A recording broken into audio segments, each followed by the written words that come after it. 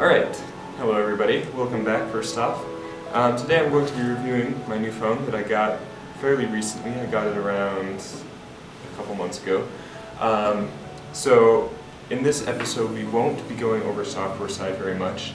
The only thing important to note there is that it's running Android 6.0.1, which is the new Marshmallow, and that's pretty much it.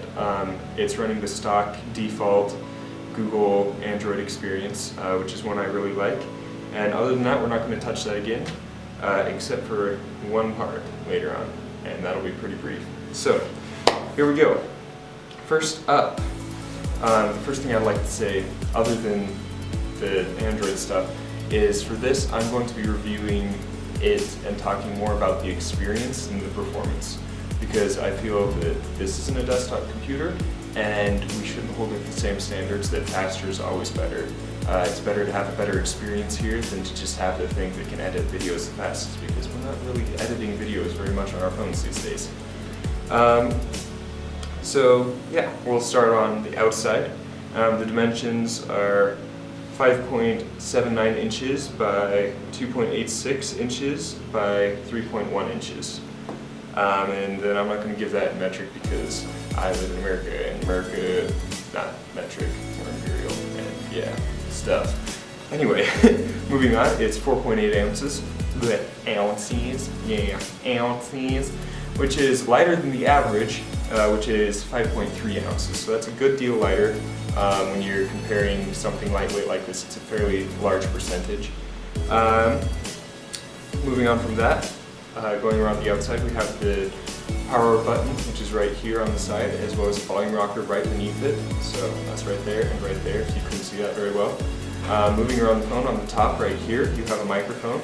Over here on the side, you have your SIM slot. Then over here, you have your USB Type-C port. We'll get back to that later. Another microphone, a 4-pole 3.5mm audio jack. Don't ask why that's metric, because I won't respond to that. Okay, thank you. As well as an LED notification light, which is housed in the bottom speaker port thing here.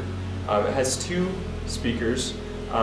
This one's kind of interesting. They're not stereo speakers. When you're playing media, only the bottom one will play, but for phone calls, you can still use the top one, because obviously you couldn't really make phone calls if you couldn't hear the other person.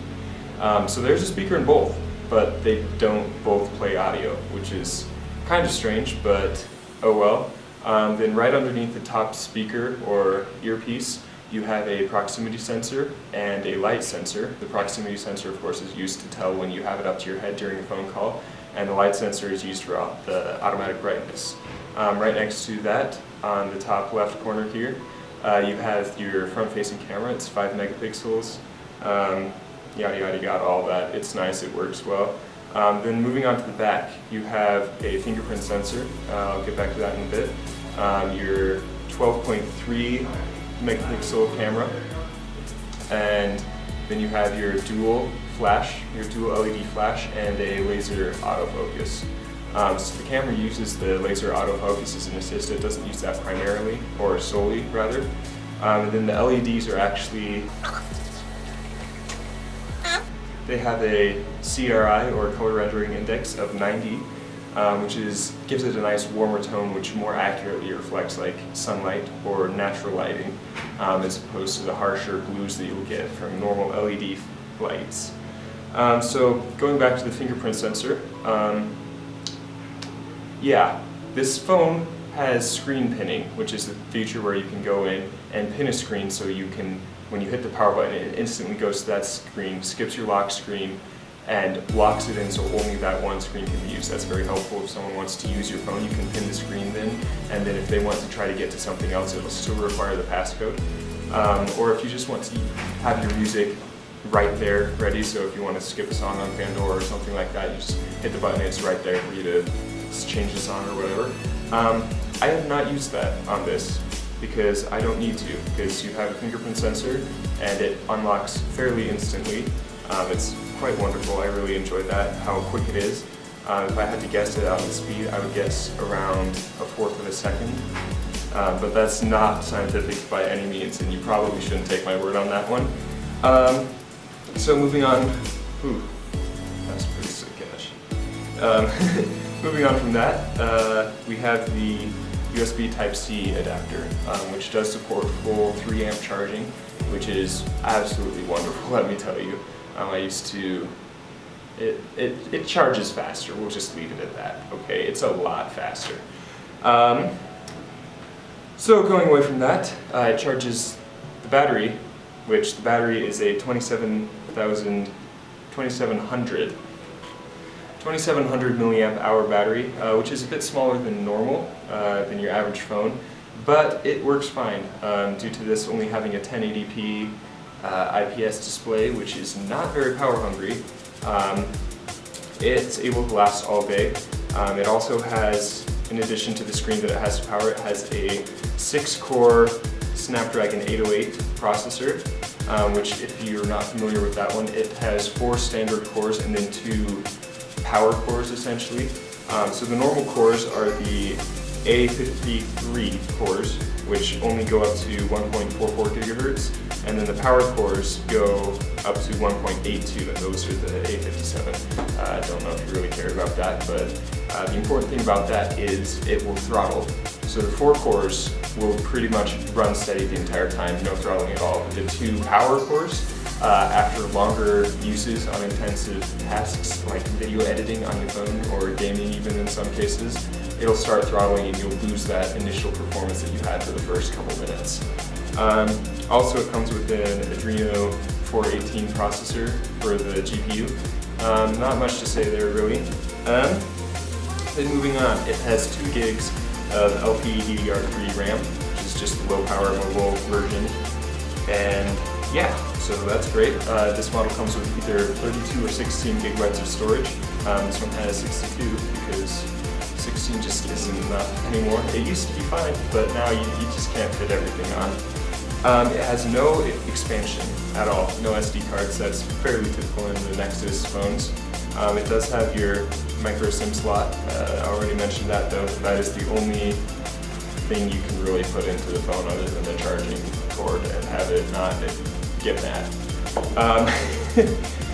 Moving on from that, for your connectivity it has category 6 LTE, which means you have 300 down and 50 up. Let's see, it has pretty much all the Wi-Fi's. Enough said. It has the dual bands, both 5 gigahertz and 2.4, so you're covered. It can take care of your Wi-Fi problems. It's good. Moving on from that, it has Bluetooth 4.2, which is nice to see that it has the newest version there. It has NFC, your GPS, and your Russian GPS. Not sure why those two were listed differently, but they're both there in case you need a Russian GPS. It also has a digital compass, and that's the last thing. Along with the digital compass, the other sensors it has is it has a accelerometer, a gyroscope, barometer, proximity sensor, the light sensor, a Hall sensor, which is your magnetic type sensor. I believe that's used for the NFC a lot. And then it has your fingerprint sensor, of course, which I already breezed over. It also has a vibrator, which is extremely quiet, but still enough to get your attention when you get a new notification. Okay, moving on, back to the fingerprint sensor. There were some reports with earlier models, I've not experienced this at all with mine, where when you're charging it, the screen would come up with new touch inputs that you weren't actually doing, and it would be glitching out of it while it was charging. That was fixed by people touching the ring around the fingerprint sensor while it was charging, because that's actually ground. That's how it tells like there's a finger there, because the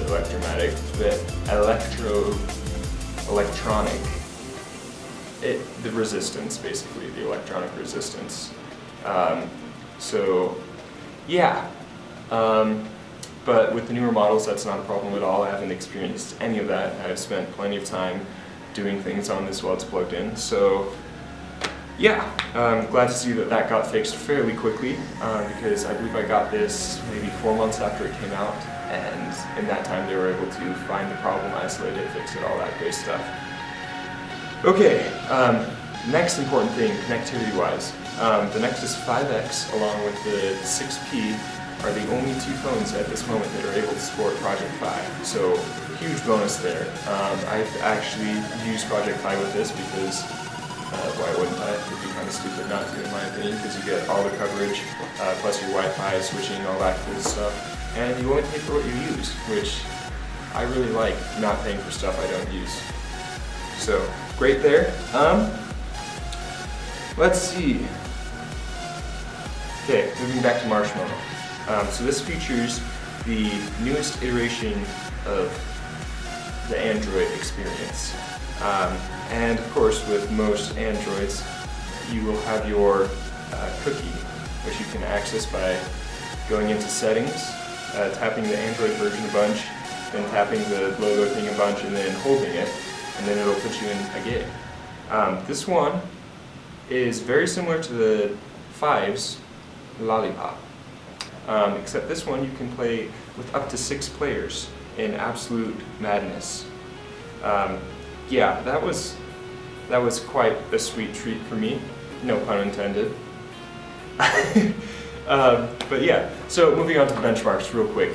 Here are the benchmarks. I'm not really covering them because it doesn't really matter. The one thing that I will say is they don't matter. You can, I don't care, they don't matter.